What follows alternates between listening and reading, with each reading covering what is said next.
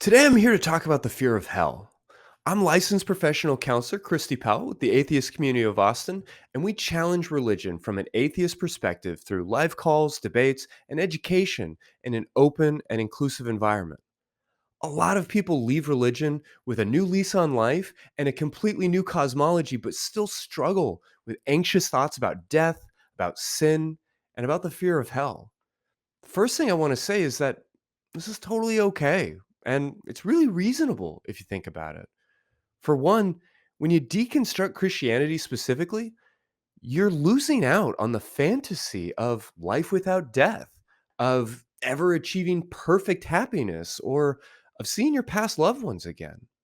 Stands to reason that such a comforting thought will, while totally bogus, would be hard to let go of. For another, hell can be a scary idea. I mean, as an adult, hearing the fantasy story of eternal flame and torment may not be any more jarring than what we saw on HBO last night, but for many of us, especially those of us who came to Christianity as a child, hell can be a terrifying idea. The trauma of those ideas, the ghost stories that were told as a child, and the nightmares that they create can override our more rational mind and really burn themselves into our psyche. More insidious, though, is the way that religious thought and the anxious thought policing that comes with the idea of sin really just hijacks our body's natural relationship with disgust and re traumatizes us with every illicit or unwanted thought. When we train our mind through years of communal thinking, through religious teaching, through singing and chanting and prayer to associate all unwanted, sinful, or wrong ideas with eternal pain and torment, our body begins to work against itself. Disgust is a powerful emotion and one that our ancestors could rely on to viscerally remind them about the foods we shouldn't eat, the ones that left us sick or traumatized our body. In an impressive piece of evolutionary development, we can extend that feeling to the taboos and customs of our community so that the food that made one of us sick now carries with it a stigma and a disgust that keeps our whole community safe.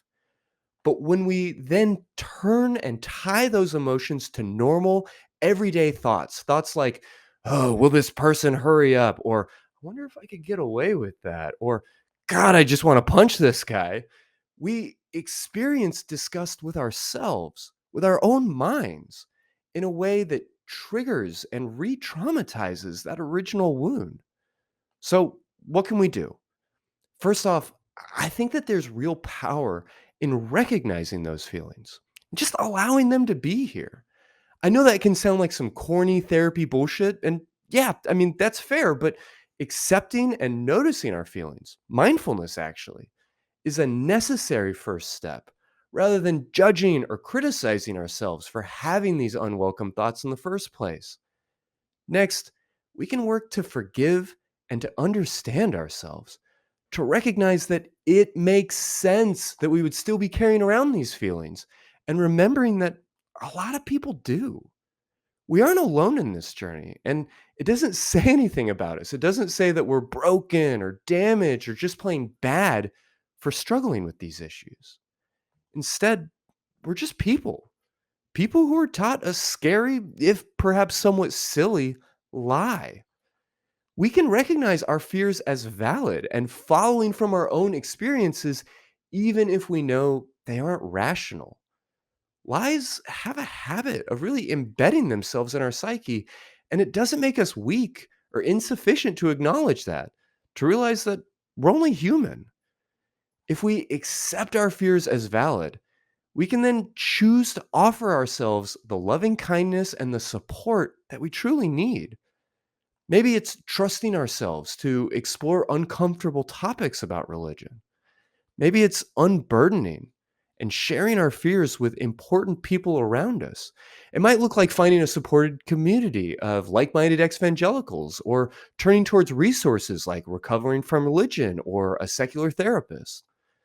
Finally, we can move through healing by being in touch with not just our hurt, but our anger, and use the force of that energy to make the world a better place by helping others heal and protecting others and ourselves, especially our children, from these harmful messages.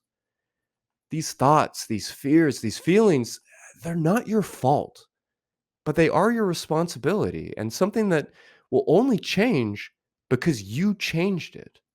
You aren't silly, childish, or weak for wanting to heal. And we here at the Atheist Community of Austin certainly wish you the best and hope to see you as part of our community.